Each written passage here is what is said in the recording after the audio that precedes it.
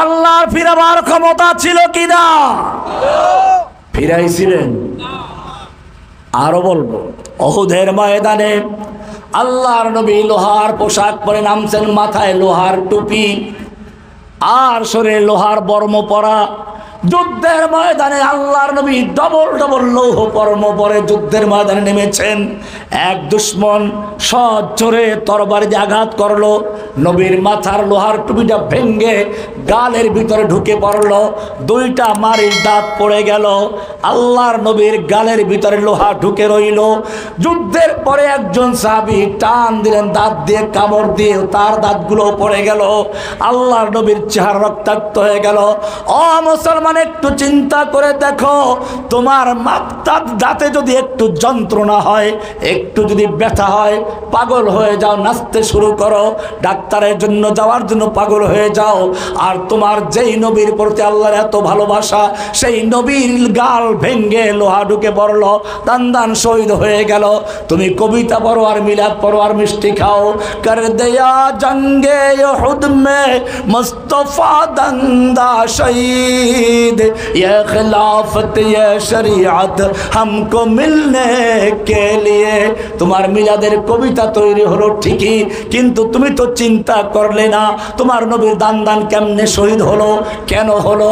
ও মুসলমান, একটু চিন্তা করে দেখো, যেই নবীর জন্য এত মায়া, সেই নবী যখন তায়েফের ময়দানে মার খেলো, উহুদের ময়দানে আল্লাহর দুশমন যখন তাকে আঘাত করলো, আল্লাহ দেখতে পাচ্ছিলেন কিনা? আল্লাহর ফিরাবার ক্ষমতা ছিল কিনা? ফিরিয়েছিল। কেন ফিরান নাই? আল্লাহর সঙ্গে সম্পর্ক নষ্ট হয়ে গেছিল নাকি? কোরআন সে কথার উত্তর দিয়েছে, মা ওয়াদ্দাআকা রাব্বুকা ওয়া মা ক্বালা। হে নবী, আপনার রব আপনাকে ছেড়েও দেন নাই, আপনার প্রতি অসন্তুষ্ট হন নাই। বলে তাহলে আমাকে এত মারলো, তুমি কেন ফিরাও নাই? তোমার ক্ষমতা ছিল। এইবারে আল্লাহ বলছেন কারণ আছে, শিক্ষা দিচ্ছি তোমার উম্মতকে। আম হাসিবতুম আন তাদখুলুল জান্নাহ, আম হাসিবতুম আন তাদখুলুল জান্নাতা ওয়ালাম্মা ইয়াতিকুম মাসালুল লাযিনা খালাউ মিন ক্বাবলিকুম। তোমরা কি মনে করেছো এমনি জান্নাতে ঢুকে পড়বা, চট করে ঢুকে পড়বা, এমনি ঢুকে পড়বা? ওয়ালাম্মা ইয়াতিকুম মাসালুল লাযিনা খালাউ মিন ক্বাবলিকুম, অথচ তোমাদের কাছে আসবে না ওই সকল বিপদ আপদ মুসিবত যা এসেছিল তোমার আগের লোকদের প্রতি, তোমার নবীর প্রতি, তোমাদের সাহাবীদের প্রতি, তাবেঈনদের প্রতি, তাবেঈনদের প্রতি, ইমামদের প্রতি। তারা মার খেয়েছেন, ক্ষুধার্ত থেকেছেন, ভূমিকম্পের ন্যায় দুশমনদের আক্রমণ সহ্য করেছেন। হাত্তা ইয়াকুলার রাসূল ওয়াল্লাযীনা আমানু মাআহু মাতা নাসরুল্লাহ। এক পর্যায়ে স্বয়ং আল্লাহর নবী নিজে এবং তার সঙ্গীরা বলতে বাধ্য হলেন, মাতা নাসরুল্লাহ, আল্লাহর সাহায্য আর কবে আসবে? অমুসলিম জেনে রাখো, যখন তোমার ক্ষমতা পর্যন্ত লড়াই করবে, শেষ পর্যন্ত যুদ্ধ চালিয়ে যাবে, এরপরে তোমার ক্ষমতা শেষ, আল্লাহর সাহায্য শুরু হয়ে যাবে। কে সাহায্য করবেন? আলা ইন্না নাসরাল্লাহি করিব। তুমি কি দেখো না, ইউসুফ আলাইহিস সালাতু ওয়াস সালাম যখন 7টা দরজা বন্ধ করে জুলাইখা তাকে অপকর্মের জন্য আহ্বান করেছিল, ইউসুফ কি বসে বসে দোয়া করেছিল না দৌড় দিয়েছিল? কেন দৌড় দিলেন? সামনে দরজা বন্ধ, দৌড় দিয়ে কোথায় যাবেন? কিন্তু তিনি শিক্ষা দিলেন, বসে বসে নয়, নিজের ক্ষমতা যেই পর্যন্ত আছে সেই পর্যন্ত শেষ করতে হবে, তারপরে আল্লাহর কাছে ভরসা করতে হবে। ইউসুফ চিন্তা করলেন, দরজা পর্যন্ত যাওয়ার ক্ষমতা আমার, তারপরে আমার ক্ষমতা শেষ। আমার ক্ষমতা যেখানে শেষ হয়ে যাবে, আমার রবের সাহায্য সেখান থেকে শুরু হবে। এই বিশ্বাস নিয়ে যখন দৌড় দিয়ে দরজা পর্যন্ত গেলেন, সঙ্গে সঙ্গে আল্লাহ তাআলা একটা নয়, দুটো নয়, পর্যায়ক্রমে সব দরজাগুলো খুলে দিলেন। ইব্রাহিম আলাইহিস সালাতু ওয়াস সালাম মূর্তি পূজকদের বিরুদ্ধে তাওহীদের দাওয়াত শুরু করলেন। মূর্তিখানায় ঢুকে দেখলেন কি সুন্দর দামি দামি খাবার। মূর্তি খায় না, ওই মূর্তি পূজকরা খায়। গরিবদের সব হকগুলো নষ্ট করে এই মূর্তি পূজকরা নিজেরা পুরোহিতরা খেয়ে ফেলে। ইব্রাহিম আলাইহিস সালাম মূর্তিখানায় ঢুকলেন, গিয়ে দেখলেন দামি দামি খাবার। বললেন খাও, ঠান্ডা ভাবেই বললেন আলা তাকুলুন, ও মূর্তি খাও না কেন? খা। খাবি না? খা খা খা। খায় না। এবারে একটু রাগ উঠলো, ফাকানা বরবান বিল ইয়ামিন, ডান হাতে জোরে থাপ্পড় মারলেন। মূর্তি পাথরের মূর্তি, পোড়া মাটির মূর্তি, থাপ্পড় মারলে মূর্তি ব্যথা পায় না নিজে ব্যথা পায়? ইব্রাহিম আলাইহিস সালাতু ওয়াস সালাম ডান হাতে থাপ্পড় মারলেন, এবারে ব্যথা পাইলেন। এবারে রাগটা ভালো করে উঠছে। এইবারে কুড়াল নিয়ে কারো দাঁতে, কারো মুখে, কারো মাথায় ভেঙে চুরে চুরমার করে দিয়ে বড় মূর্তির গলায় কুড়াল লটকিয়ে তিনি ছড়ে পড়লেন। লোকেরা মেলার থেকে আবার মূর্তিখানায় ঢুকলো, দেখে সর্বনাশ হয়ে গেছে। কোনো যুদ্ধ হলো না, মারামারি হলো না, ভূমিকম্প হলো না, কোনো রকমের দুর্যোগ হলো না। কে মূর্তিগুলো ভাঙলো? সব চলে গেল নমরুদের কাছে। নমরুদ এবারে আসলো, দীর্ঘক্ষণ পর্যন্ত চিন্তা করলো। চিন্তা করে সর্বপ্রথম যে কথাটা বলেছিল, ও যুবকেরা, তোমাদের জন্য সেটা সত্যিকার অর্থে একটা শিক্ষণীয় বিষয় রয়েছে।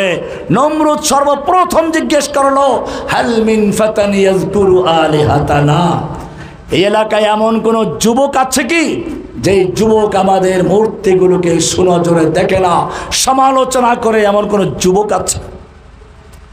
প্রশ্ন হচ্ছে, নমরুদ যুবকের কথা কেন জিজ্ঞেস করলো, বুড়ার কথা জিজ্ঞেস করলো না কেন? তাফসীরে লেখে নমরুদ চালাক লোক ছিল। সে চিন্তা করলো কোনো ঝড় তুফান হয় নাই, ভূমিকম্প হয় নাই, মারামারি হয় নাই, যুদ্ধ হয় নাই, এই মূর্তিগুলো ভাঙলো কে? তাও আবার একটা বড় মূর্তিকে কুঠার দিয়ে দাঁড় করে রেখেছে, যাতে করে দেখাতে পারে যে বড়টা ভাঙছে। এইরকম এটা মূর্তি ভাঙ্গা পর্যন্ত শেষ নয়। এটা হচ্ছে এই মূর্তির সমাজকে ভেঙে দিয়ে, মূর্তির সমাজকে পরিবর্তন করে দিয়ে এক তাওহীদি সমাজ গড়ার জন্য নতুন এক বিপ্লবের সূচনা হয়েছে। আর এইরকম বিপ্লব তৈরি করা, সমাজ পরিবর্তন করার চিন্তা কোনো বুড়া মানুষের মাথায় ঢোকে না, ঢোকে তো যুবকের মাথায় ঢোকে। বাংলাদেশেও দেখেন নাই লেডি ফেরাউন, বাংলাদেশেও লেডি ফেরাউনকে তাড়াবার জন্য বুড়ারা পারে নাই, বিএনপি পারে নাই, অন্যান্য দল পারে নাই।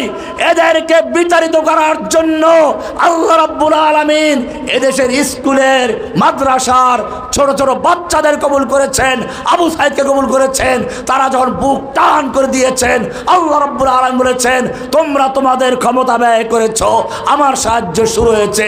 ফেরাউন যত বড় শক্তিশালী হোক না কেন, চুবিয়ে মারা মালিককে। ইব্রাহিম আলাইহিস সালাতু ওয়াস সালাম এবারে নমরুদ এসে জিজ্ঞেস করলো, কোন যুবক আছে কি? লোকেরা বলল, হ্যাঁ হ্যাঁ, সামি'না ফাতান ইয়াযকুরুহুম ইউকালু লাহু ইব্রাহিম, আমরা একজন যুবক সম্পর্কে জানি, যেই যুবক এই মূর্তিগুলোর সমালোচনা করে, মূর্তির বিরোধিতা করে। ইউকালু লাহু ইব্রাহিম, সেই যুবকের নাম হচ্ছে ইব্রাহিম। যুবকের নাম কি? ইব্রাহিমকে ধরে আনা হলো। ইব্রাহিম বলল, বড় মূর্তিকে জিজ্ঞেস করো। ওরা বলল, ইব্রাহিম তুমি তো জানো এই মূর্তি কথা বলতে পারে না, খাইতে পারে না, মারবে কি করে? ইব্রাহিম আলাইহিস সালাম বললেন, তাহলে শোনো আমার আল্লাহ কি বলছেন, ইয়া আইয়ুহান নাস, ও বিশ্ব মানব, একটা উদাহরণ দিচ্ছি। আল্লাহ বলছে, দরিবা লাকুম মাসালুন ফাসতামিউ লাহ, তোমাদের বুঝানোর জন্য একটা উদাহরণ দেওয়া হচ্ছে, একটা উপমা সেট করা হচ্ছে। ভালো করে কান লাগাইয়া শোনো, মনোযোগ দিয়ে শোনো। ইন্নাল্লাযীনা তাদউনা মিন দুনিল্লাহ, তোমরা আল্লাহকে বাদ দিয়ে যাদের পূজা করো, যাদের কাছে প্রার্থনা করো, হিন্দুরা গিয়ে মূর্তি বানাইয়া, মুসলমানরা মাজার বানাইয়া, আছে না? দুই দলই মূর্তি পূজা করে। হিন্দুরা ওদের ধর্মের আল্লাহর ওলিরা, ওদের ধর্মের মুরব্বীরা, আলেমরা মারা গেলে ওদের মৃত্যুর পরে ওদের মৃত্যুর জায়গায় ওদের মূর্তি বানাইয়া মাটির উপরে রাইখা তারপরে পূজা করে। আর মুসলমানরা তাদের ধর্মের আল্লাহর ওলিরা মারা গেলে ওলিদেরকে মাটির নিচে কবর দিয়ে তারপরে পূজা করে। কোনো পার্থক্য আছে? হিন্দুরাও ওদের মূর্তির গায়ে শাড়ি পরাইয়া দেয়, মুসলমানরাও মাজারের গায়ে চাদর পরাইয়া দেয়। হিন্দুরা মূর্তির সামনে খাবার দেয়, মুসলমানরা মাজারে টাকা দেয়, পয়সা দেয়। হিন্দুরা মূর্তির কাছে প্রার্থনা করে, মুসলমানরাও মাজারের কাছে প্রার্থনা করে। সন্তান চায় মাজারওয়ালার কাছে, রিজিক চায় মাজারওয়ালার কাছে। ও মুসলমান, হিন্দু যদি মূর্তি পূজা করে মুশরিক হয়, তুমি কবর পূজা করে কেন মুশরিক হবে না? কবর জিয়ারত করা যায়, সালাম করবেন, জিয়ারত করা যায়। কবরে টাকা পয়সা দেওয়া জায়েজ না হারাম? কবরে সিজদা করা জায়েজ না হারাম? কবরে প্রার্থনা করা জায়েজ না হারাম? কবরের কাছে পশু জবাই করা জায়েজ না হারাম? আমার ভাইয়েরা, কালেমায়ে তাওহীদ ইব্রাহিম আলাইহিস সালাম দাওয়াত দিয়েছেন, আল্লাহ পরিষ্কার করে দিয়েছেন, ইন্নাল্লাযীনা তাদউনা মিন দুনিল্লাহ, ও মূর্তি পূজকরা, ও মাজার পূজারীরা, তুমি নামে মুসলমান হও আর হিন্দু হও, যাই হও না কেন, তোমরা যাদের ইবাদত করছো, যাদের পূজা করছো, যাদের কাছে প্রার্থনা করছো, যাদের সিজদা করছো, লা ইয়াখলুকু যুবাবাও ওয়ালা ইজতামাউ লাহ, ওরা সবগুলো মিলেও যদি চেষ্টা করে কিয়ামত পর্যন্ত একটা মাছিও তৈরি করতে পারবে না। ওয়াইয়াসলুবুহুমুয যুবাবু শাইআ, এমনকি যদি মাছি তৈরি করা দূরের কথা, ওদের সামনে যে খাবার দেওয়া হয় এই খাবারগুলো যদি মাছি ছিনতাই করে নিয়ে যায়, মাছির কবল থেকে একটু খাবার উদ্ধার করার ক্ষমতা ওদের নাই। ওয়াইয়াসলুবুহুমুয যুবাবু শাইআ লা ইয়াস্তান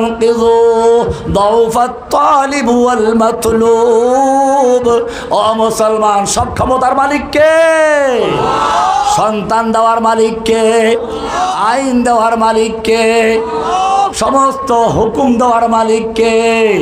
বিশ্বাস করো, এইখানেই তো গন্ডগোল। আল্লাহর নবী এটাই বলেছেন, ওয়ালাকিন্নাকুম গুসাউন কা গুসাইস সাইল, ভাসমান খড়কুটার মতো, ইমানের কোনো ভিত্তি থাকবে না। লা ইলাহা ইল্লাল্লাহ পড়বে, এর মর্ম বুঝবে না, লা ইলাহা ইল্লাল্লাহ কত বড় কালেমা এটা জানে না। ও মুসলিম, ভালো করে জেনে রাখো, লা ইলাহা ইল্লাল্লাহর সাক্ষী না দিলে আযান হয় না, আশহাদু আল্লা ইলাহা ইল্লাল্লাহ না বললে ইকামত হয় না, আশহাদু আল্লা ইলাহা ইল্লাল্লাহ না বললে খুতবা হয় না, আশহাদু আল্লা ইলাহা ইল্লাল্লাহ না বললে তোমার ইসলাম কবুল করা হয় না। লা ইলাহার সাক্ষী আল্লাহ প্রশ্ন করেছেন, কুল আইয়ু শাইইন আকবারু শাহাদা, বলো সবচেয়ে বড় সাক্ষ্য কোনটি? লা ইলাহা ইল্লাল্লাহ। তোমাদের যদি জিজ্ঞাসা করি, বলো এমন কোন সাক্ষ্য আছে যা স্বয়ং আল্লাহ দিয়েছেন? কে দিয়েছেন? আল্লাহ নিজে সাক্ষ্য দিয়েছেন। কিসের সাক্ষ্য? কোরআন খুলে পরিষ্কার দেখো, লেখা আছে, শাহিদাল্লাহু আন্নাহু লা ইলাহা ইল্লা হুয়া ওয়াল মালাইকাতু ওয়া উলুল ইলমি কাইমান বিল কিসত। লা ইলাহার সাক্ষী আল্লাহ দিয়েছেন, লা ইলাহার সাক্ষী ফেরেশতারা দেয়, লা ইলাহার সাক্ষী সমস্ত উলুল ইলমরা দেয়। কি আছে লা ইলাহার মধ্যে? ভালো করে বুঝে রাখো, লা ইলাহা ইল্লাল্লাহর দুইটা অংশ, একটা লা ইলাহা আর একটা ইল্লাল্লাহ। লা ইলাহা লা মানে নেই, ইলাহা মানে কোনো মাবুদ, কোনো মাবুদ যার হুকুম মানা যায়, আনুগত্য করা যায়, পূজা করা যায়, প্রার্থনা করা যায়, পশু জবাই করা যায়। লা ইলাহা কোনো কেউ নেই ইল্লাল্লাহ, এক আল্লাহ ছাড়া। লা ইলাহা ইল্লাল্লাহ মানে খালি করা, ইল্লাল্লাহ মানে নতুন করে পূরণ করা।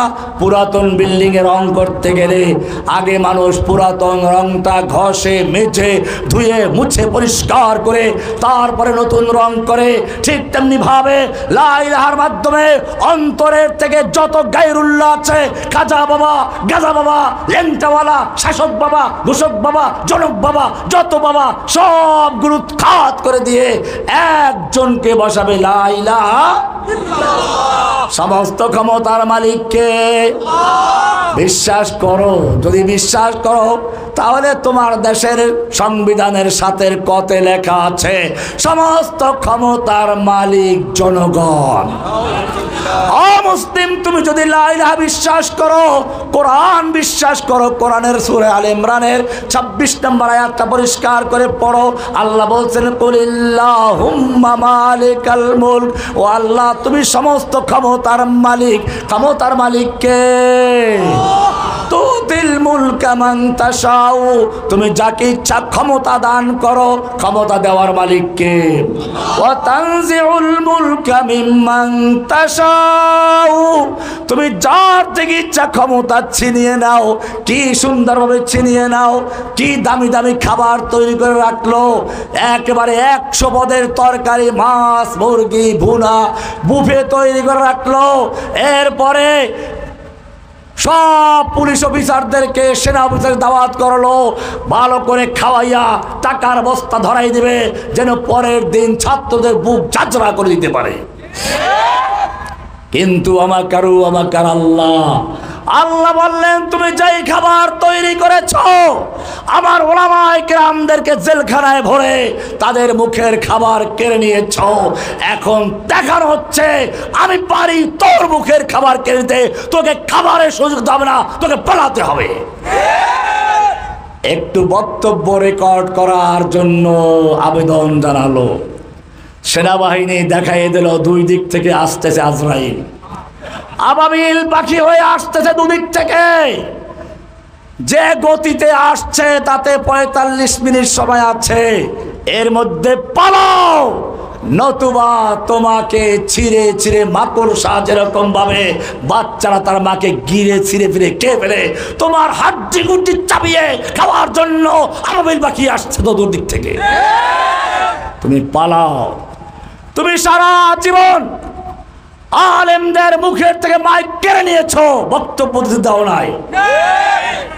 তুমি মসজিদের মেম্বারে খতিবদের সামনে থেকে মাইক কেড়ে নিয়েছো, অপমান করেছো উলামায়ে কেরামদেরকে জনগণের সামনে। আজকে তোমাকে আর বক্তব্য দিতে দেওয়া হবে না। তোমাকে দেখিয়ে দিতে চাই বক্তব্য নিয়ন্ত্রণ করার ক্ষমতা তোর নয়, আমি আল্লাহর ক্ষমতা। পালা, কোথায় পালাবি? তুতিল মুলকা মান তাশাউ ওয়া তানজিউল মুলকা মিম্মান তাশাউ, ক্ষমতা ছিনিয়ে নেওয়ার মালিক কে? ওয়া তুইজ্জু মান তাশাউ, তুমি ইজ্জত দেওয়ার মালিকও তুমি। দেখুন না জসিমউদ্দিন রহমানের হাতে হ্যান্ডকাপ লাগানো, মাথায় হেলমেট পরা, বুকে বুলেট প্রুফ জ্যাকেট লাগানো, পায়ে বেরি লাগানো, একাধারে বরগুনা জেলা কারাগারে 7 মাস পর্যন্ত পায়ে বেরি লাগিয়ে রেখেছে, পা অচল করে দিয়েছে। রাত্রে ঘুমানো যেত না, উযু করা যেত না, গোসল করা যেত না, কোমর ব্যথা হয়ে গেছে। তারপরেও এই ফেরাউনদের একটু মায়া হয় নাই, লোকটাকে একা এক ঘরে বন্দি করে রেখেছে, এত অত্যাচার করেছে, গোটা বংশ জেলে ঢুকিয়েছে, ছোট ভাইটাকে পিটিয়ে পিটিয়ে হত্যা করেছে। অপমান করতে চেয়েছিল, কিন্তু আপনারা দেখেছেন এই অবস্থায় যখন তারা আমাদেরকে অপমান করতে চেয়েছে, বিশ্বের দরবারে আমাদেরকে জঙ্গি বলে প্রমাণ করতে চেয়েছে, সেই সময় জনগণ সুযোগ পেলে হাত মিলাতো, পারলে পকেটে কিছু টাকা ঢুকিয়ে দিত, সম্মান করত। আর আমাদেরকে যারা অপমান করতে চেয়েছিল, এখন যখন তাদের গায়ে হেলমেট লেগেছে, মাথায় হেলমেট, গায়ে জ্যাকেট লেগেছে, তাদেরকে জনগণ হাত মিলাবার জন্য আসে না, পকেটে টাকা দেওয়ার জন্য নয়, পচা ডিম আর সেরা জুতা দিয়ে তাদেরকে উত্তম মাধ্যম দেওয়ার জন্য প্রস্তুত হয়ে যায়। আল্লাহু তাকবীর, নারায়ে তাকবীর,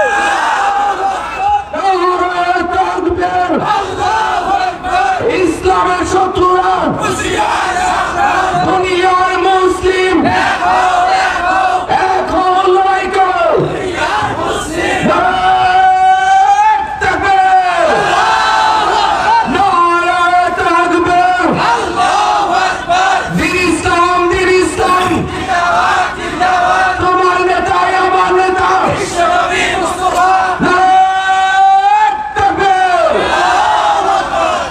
আমি আলোচনা করছিলাম মুসলিমদের শক্তির উৎস লা ইলাহা ইল্লাল্লাহ। মুসলিমদের শক্তির উৎস অস্ত্র নয়, মুসলিমদের শক্তির উৎস জনসংখ্যা নয়, মুসলিমদের শক্তির উৎস কুল্লাহুম্মা মালিকাল মুলক। ওমর বিন খাত্তাবের যুগে মুসলিম সেনাপতি খালিদ বিন ওয়ালিদ, অপরদিকে তৎকালীন সুপার পাওয়ার পারস্যের সম্রাটের প্রধান সেনাপতি রুস্তম ৩ লক্ষ সৈন্য নিয়ে মাঠে যুদ্ধের ময়দানে মুখোমুখি। রাতের বেলায় রুস্তম চিন্তা করলো মুসলিমদের তাঁবুর একটু গোয়েন্দাগিরি করা দরকার। ওদের শক্তি কি পরিমাণ, অস্ত্র কত, জনসংখ্যা কত। রাতের বেলায় গোয়েন্দা পাঠালো। মুসলিম তাঁবুতে গিয়ে রাতের বেলায় গোয়েন্দারা দেখলো কেউ দাঁড়িয়ে, কেউ শুয়ে, কেউ বসে বসে কান্নাকাটি করছে। কেঁদে কেঁদে তাদের বুক ভিজে গেছে, গাল ভিজে গেছে। গোয়েন্দারা গিয়ে রুস্তমকে রিপোর্ট করলো মুসলিম সৈন্যদের বিরুদ্ধে যুদ্ধ করার দরকার নেই, ওরা এত ভয় পেয়ে গেছে, রাত ভর কাঁদতে কাঁদতে চোখ ফুলে গেছে, জামা কাপড় সব ভিজে ফেলেছে। রুস্তম চিন্তা করলো তাই নাকি, তাহলে আর এত 3 লাখ সৈন্য দরকার কি, 1 লাখ সৈন্য নিয়ে মাঠে নামলো। যুদ্ধ যখন শুরু হয়ে গেল, যেই মুসলিম সৈন্যদের সম্পর্কে তার কাছে রিপোর্ট ছিল তারা কান্নাকাটি করে, যুদ্ধ যখন শুরু হলো একজন মুসলিম সৈন্য ওদের হাজার হাজার সৈন্যকে লাশের স্তূপ করে দিচ্ছে। যেদিকে যাচ্ছে সিংহের মতো কেবল চাপিয়ে পড়ছে, ওদেরকে খেয়ে ফেলছে, টুকরো টুকরো করে ফেলছে, একজন একটা হাজার হাজার লোক হত্যা করে যাচ্ছে। রুস্তম বলল যুদ্ধ থামাও, বেরাকে যাও। এবারে আবার যখন রাত্র গভীর হলো, বহুদর্শী, বহু বিচক্ষণ, বহু অভিজ্ঞতা সম্পন্ন গোয়েন্দা পাঠালো মুসলিম শিবিরে গিয়ে দেখো আসল রহস্যটা কি। আজকেও গোয়েন্দারা গিয়ে দেখলো মুসলিমরা শেষটাতে কি করে, কান্নাকাটি করে কার কাছে, না মন্দির পাহারা দেয়। ও যুবকেরা ভালো করে বুঝে রাখো, তোমাদের শক্তির উৎস নরেন্দ্র মোদী নয়, তোমাদের শক্তি উৎস অন্য কেউ নয়, তোমাদের শক্তির উৎস কে?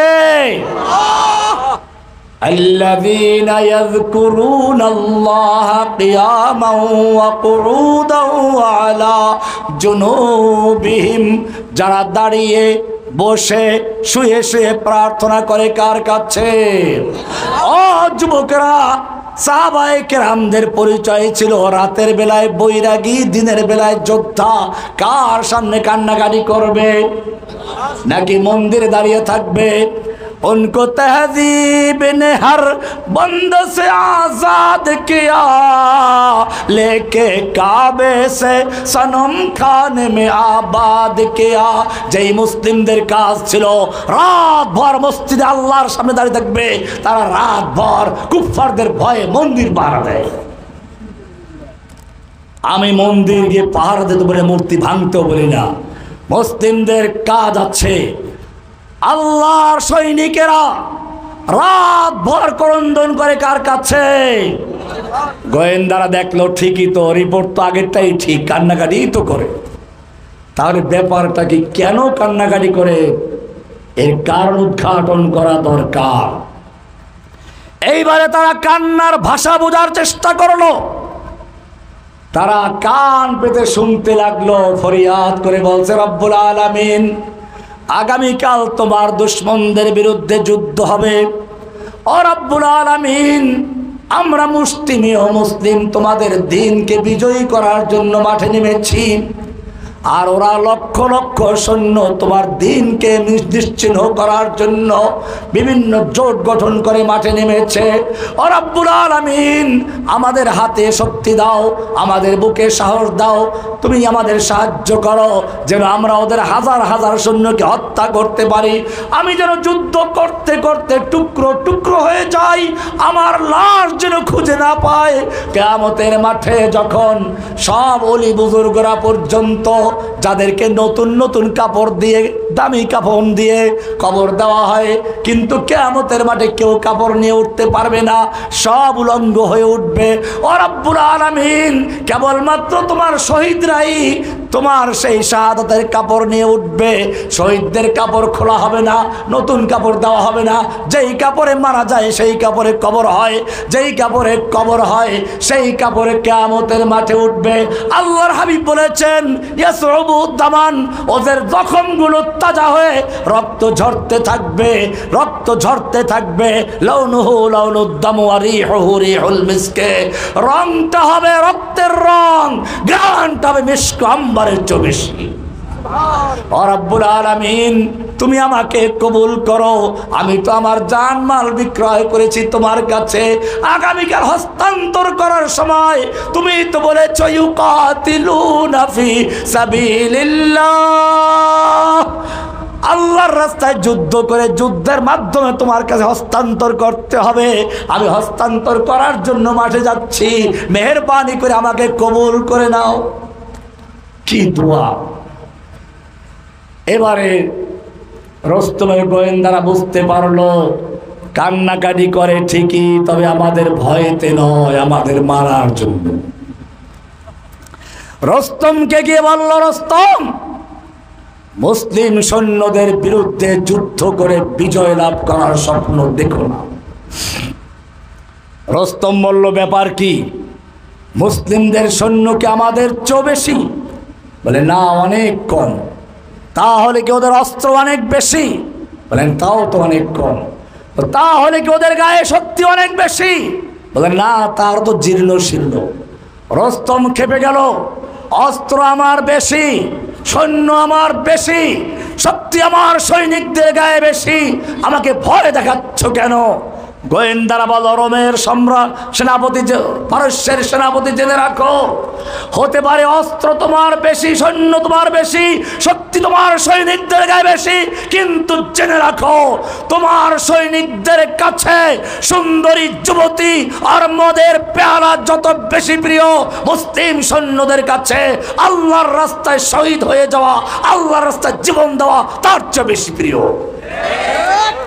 হুব্বুদ দুনিয়া ওয়া কারাহিয়াতুল মাউত, আল্লাহর হাবিব তাই বলেছেন। সাহাবীরা ওই সময় মুসলিমদের সংখ্যা হবে অনেক বেশি, কিন্তু তাদের অবস্থা হবে খড়কুটার ভাসমান, প্লাবনের সময় পানির উপরে ভাসমান খড়কুটার মতো। ওরা লা ইলাহা ইল্লাল্লাহ পড়বে, আবার সমস্ত ক্ষমতার মালিক বলবে জনগণকে। লা ইলাহার মানে হচ্ছে আইন বিধান দেওয়ার কোনো মালিক কেউ নাই, সমস্ত আইন দেওয়ার শাসন সংবিধান দেওয়ার মালিক কে? লা ইলাহা ইল্লাল্লাহ। সব খালি করো, আল্লাহকে রাখো, আল্লাহকে মানতে হবে, সারা সব বাতিল। এইটার নাম তাওহীদ। এর নাম কি? সংবিধান দেওয়ার মালিক কে? আইন দেওয়ার মালিক কে? আল্লাহ কোরআনটা নাজিল করেছেন কেন? তাবিজ দেখার জন্য? না ভূতে ধরলে চিনির প্লেটে লেখে ধুয়ে ধুয়ে খাওয়ার জন্য? কোরআনকে জিজ্ঞেস করো, পরিষ্কার বলছে, ইন্না আনজালনা ইলাইকাল কিতাবা বিল হাক্কি, হে নবী আমি আপনার প্রতি কিতাব নাজিল করেছি, কোরআন নাজিল করেছি, বিল হাক্কি, সত্য সহকারে। কেন নাজিল করেছি? লিতাহকুমা বাইনান নাসে বিমা আরাকাল্লাহ, এই কোরআনের মাধ্যমে দেশ শাসন করবে, আদালত চলবে, ব্যাংক চলবে, সংসদ চলবে, রাষ্ট্র চলবে। এই কোরআন সেজন্য নাজিল করেছি, তাবিজ লেখার জন্য নয়, ভূত ছাড়াবার জন্য নয়। কোরআন নাজিল করেছি কিসের জন্য? কিন্তু এই মুসলিম উম্মার অবস্থা কি?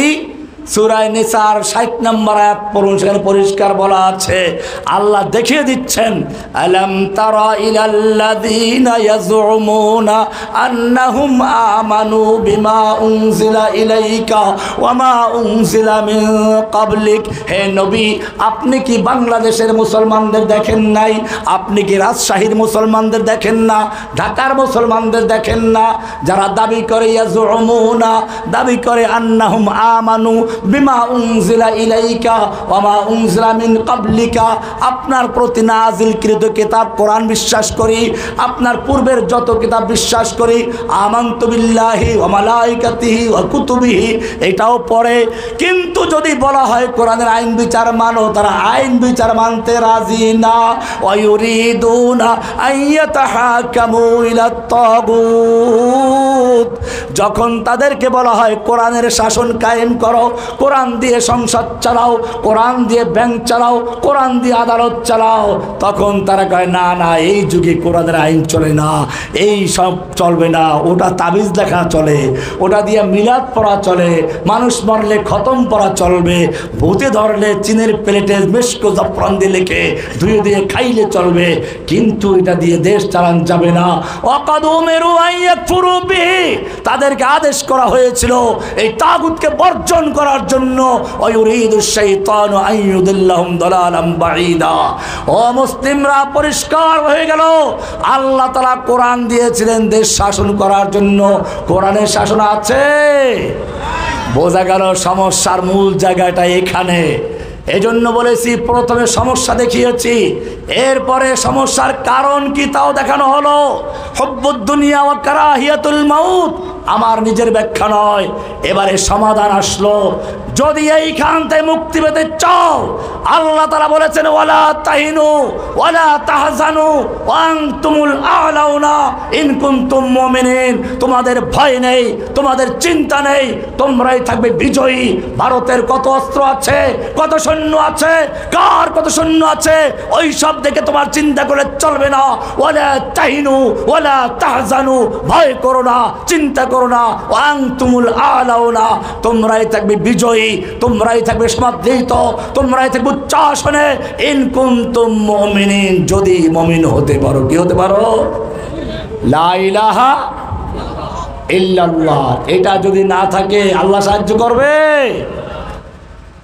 ওই এক লোক বিয়ে করছে, বিয়ে করে নাই, রাস্তায় একটা মেয়ে লোক পাইছে, ধরে নিয়ে আসছে, এনে তাকে উজু করাইলো, গোসল করাইলো, যায় নামাজ বিছাইয়া নামাজ পড়াইলো, রোজা রাখায়, হজ করায়, যাকাত দেওয়ায়, খাস বোরকা পরায়, খাস পর্দা করায়, কঠোর শরিয়া মেনে ঘর সংসার করছে, মগার বিয়ে করে নাই। কি করে নাই?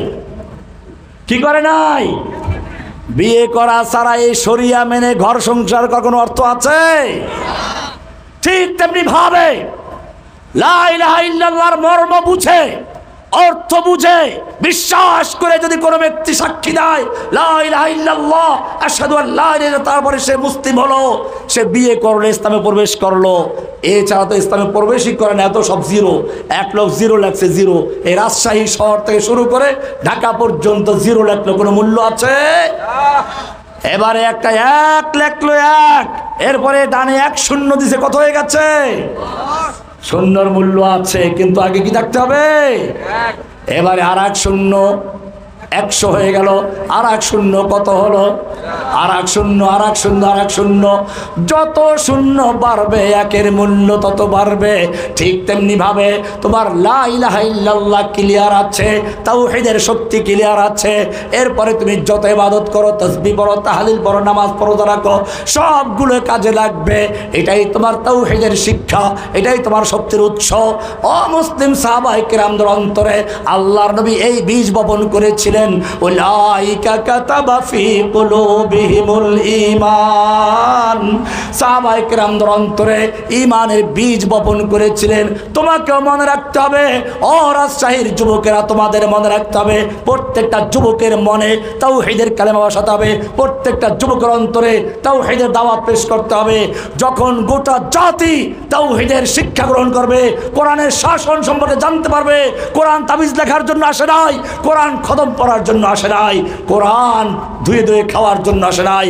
কোরআন এসেছে দেশ শাসন করার জন্য। কোরআন হচ্ছে সংবিধান।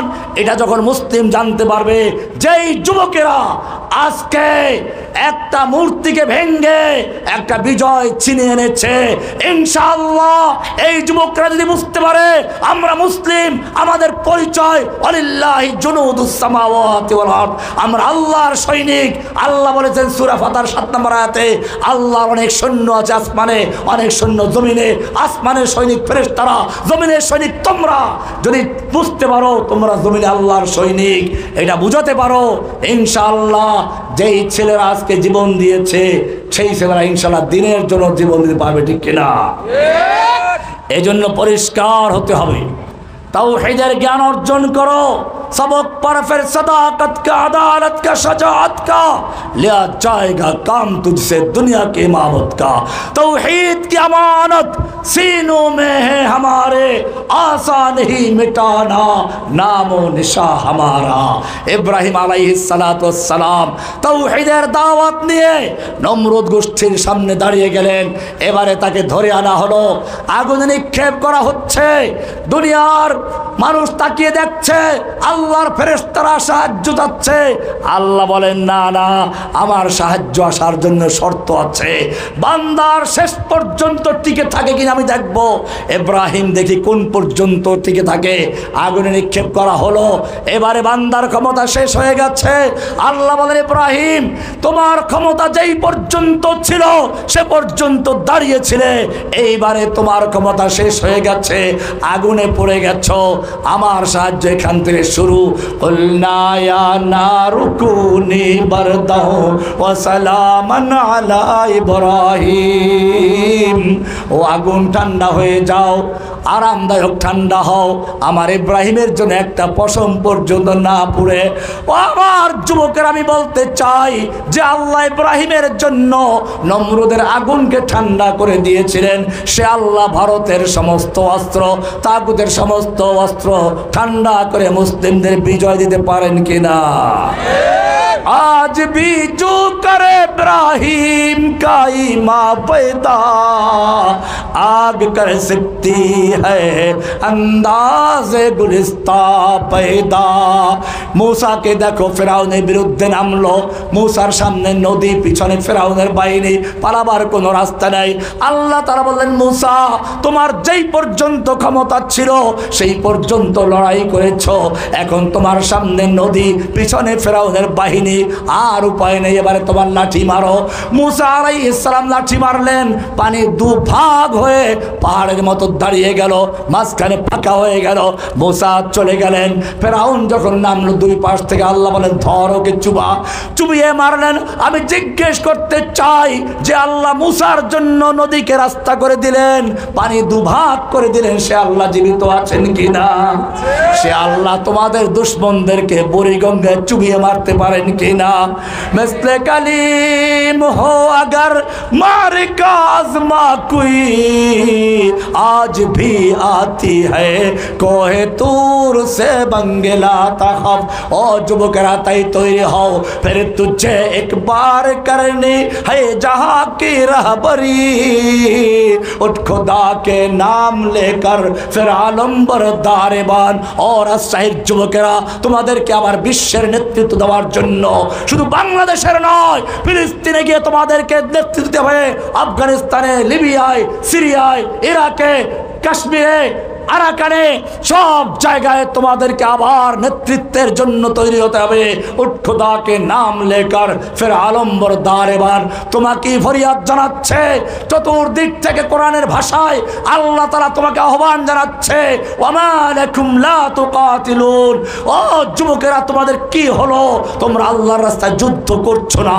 ওয়াল মুস্তাদাফিনা মিনার রিজালি ওয়ান নিসাই ওয়াল মিলদান, অথচ অসহায় শিশু, নারী, পুরুষ আল্লাহ আল্লাহর কাছে ফরিয়াদ করে রোনাজারি করছে, কান্নাকারি করছে, রব্বানা আখরিজনা মিন হাযিল ক্বরিয়াতিজ যালিমি আহলুহা, ও আমাদের রব তুমি আমাদেরকে জালিম অধ্যুষিত জনপদ থেকে রক্ষা করো, জালিমদের হাত থেকে বাঁচাও। ওয়াজআল লানা মিন লাদুনকা ওয়ালিয়া, তুমি আমাদের জন্য তোমার পক্ষ থেকে নেতা পাঠাও, নেতা। ওয়াজআল লানা মিন লাদুনকা নাসীরা, তোমার পক্ষ থেকে আমাদের জন্য সাহায্যকারী পাঠাও। ও যুবকেরা, এই ফরিয়াদ আসছে কাশ্মীর থেকে, এই ফরিয়াদ ফিলিস্তিন থেকে, এই ফরিয়াদ সিরিয়ার থেকে, এই ফরিয়াদ ইরাক থেকে, হিন্দুস্তান থেকে, আরাকান থেকে, উইগুর থেকে। আমি জিজ্ঞেস করতে চাই, আল্লাহর এই ফরিয়াদে আহ্বানে সাড়া দিয়ে, প্রয়োজনে বুকের তাজা রক্ত ঢেলে দিয়ে আল্লাহর জমিনে আল্লাহর ওলি নাসির হয়ে ময়দানে ঝাঁপিয়ে পড়তে কে কে রাজি আছো?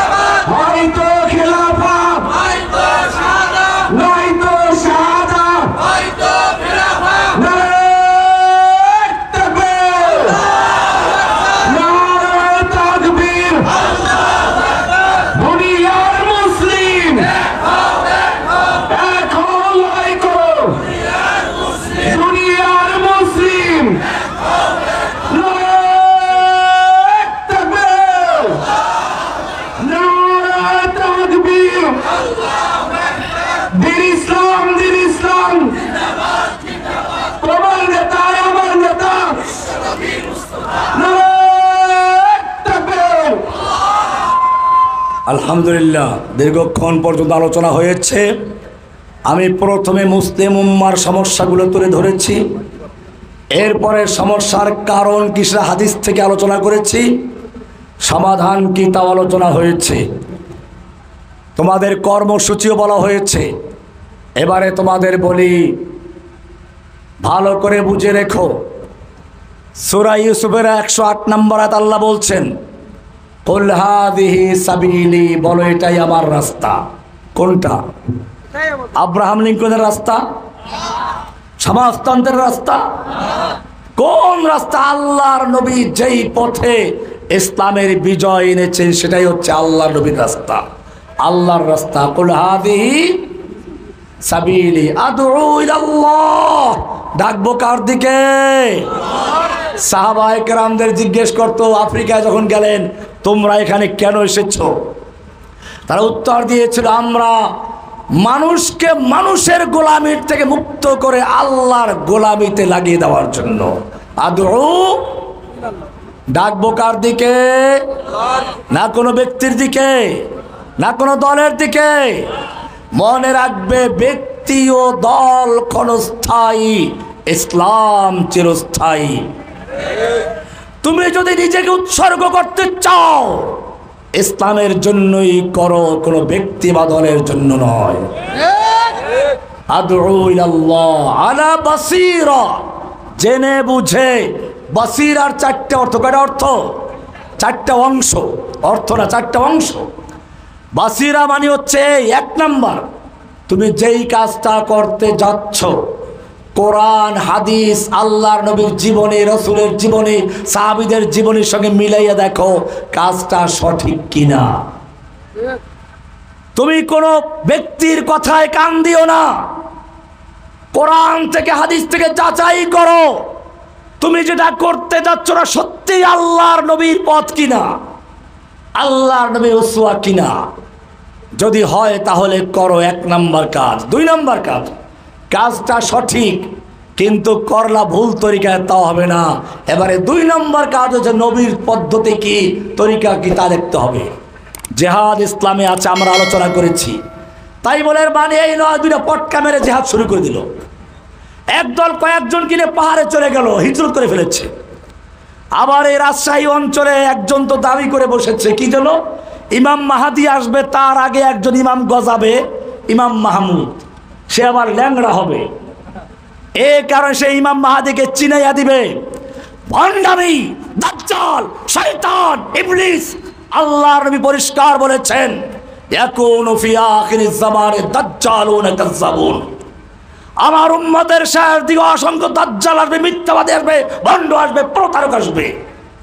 ইয়াতুনাকুম মিনাল হাদিস, তারা তোমাদের সামনে মিথ্যা হাদিস নিয়ে আসবে, জাল হাদিস নিয়ে আসবে, ভুয়া হাদিস নিয়ে আসবে। দলিল দেয় কি জানি,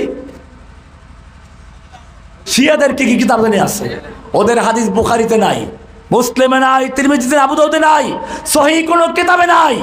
বাংলা গুগলে সার্চ দিয়ে অনুবাদ করে হাদিস বানায়। এই বেটা হাদিস আমরা পড়াই, আমরা যে হাদিসগুলো বলি ভুয়া, এই হাদিসগুলো দিয়ে আমাদের সরল প্রাণ, রংপুরে আমি দেখেছি, উত্তরবঙ্গে বেশি এটা, এই সমস্ত খপ্পরে পড়ছে যুবকেরা। খবরদার, এইসব ভণ্ডদের খপ্পরে পড়ো না, ঐক্যবদ্ধ হও, দাওয়াত দাও।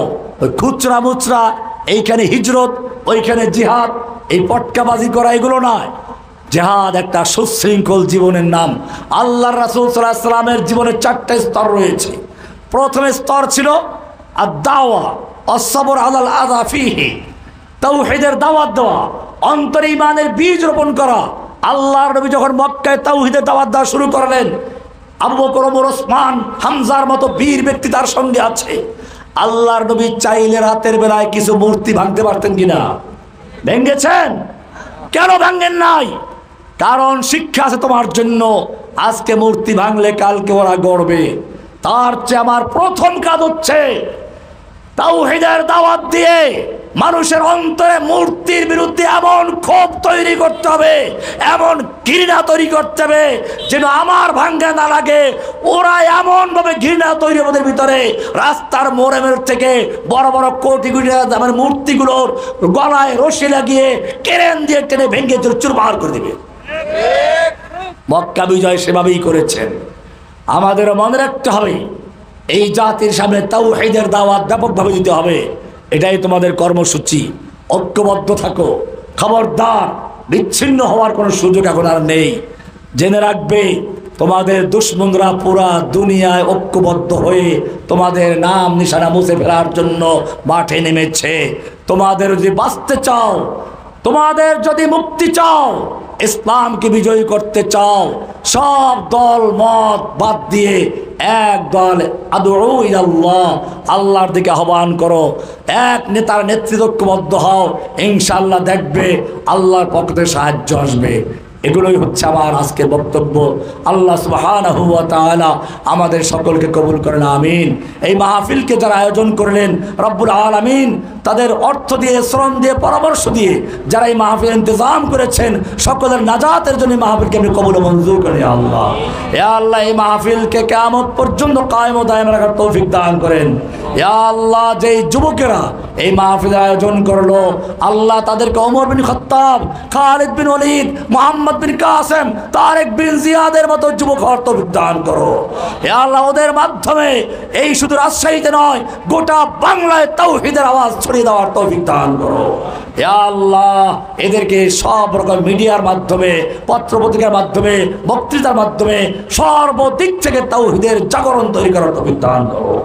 বাংলাদেশের প্রতিটি যুবকের অন্তরে তুমি তাওহীদের বীজ রোপণ করো হে আল্লাহ। হে আল্লাহ, সাহাবায়ে কেরাম যেভাবে তাওহীদের শক্তি নিয়ে সকল বাতিলের বিরুদ্ধে জীবন দেওয়ার জন্য তৈরি হতেন, ইয়া আল্লাহ, আমাদের বাংলাদেশের প্রতিটি যুবকের ভিতরে সেই সাহাবায়ে কেরামদের চেতনা তৈরি করে দাও। ইয়া আল্লাহ, যেন বাতিলের বিরুদ্ধে লড়াই করতে গিয়ে প্রয়োজনে বুকের তাজা রক্ত ঢেলে দিতে পারে সে তৌফিক দান করো। সুবহান রাব্বিকা রাব্বিল ইজ্জাতি আম্মা ইয়াসিফুন ওয়া সালামুন আলাল মুরসালিন ওয়ালহামদুলিল্লাহি রাব্বিল আলামিন।